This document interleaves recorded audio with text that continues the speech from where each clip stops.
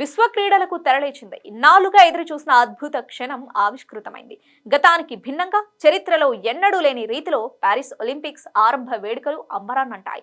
చారిత్రక సీన్ నది ఒడ్డున తమ దేశ ఘనమైన వారసత్వాన్ని ప్రపంచానికి చాటి చెబుతూ ఫ్రాన్స్ ప్రారంభ వేడుకలను అదిరిపోయే రీతిలో రూపకల్పన చేసింది.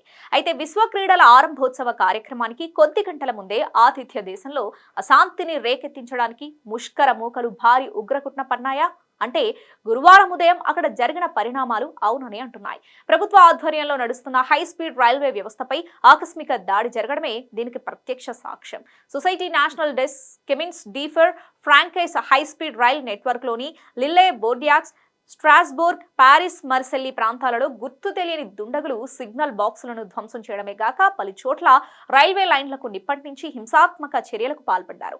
దీంతో ఈ రూట్లలో తిరిగే హై స్పీడ్ రైళ్లకు తీవ్ర అంతరాయం ఏర్పడింది. రైల్వే నెట్వర్క్ సేవలు స్తంభించిపోవడంతో పలు రైళ్లు రద్దు కాగా మరికొన్నింటి రూట్లను మార్చడంతో సుమారు 8 లక్షల మంది ప్రయాణికులపై ప్రభావం పడినట్టు తెలుస్తోంది. తాజా ఘటనతో ఒలింపిక్స్ భద్రత కోసం సుమారు 45,000 మందితో పహారా కాస్తున్న ఫ్రాన్స్ కు మున్ముందు మరిన్ని ఉగ్ర ముప్పులు ఉన్నాయని నిఘా వర్గాలు తెలిపాయి.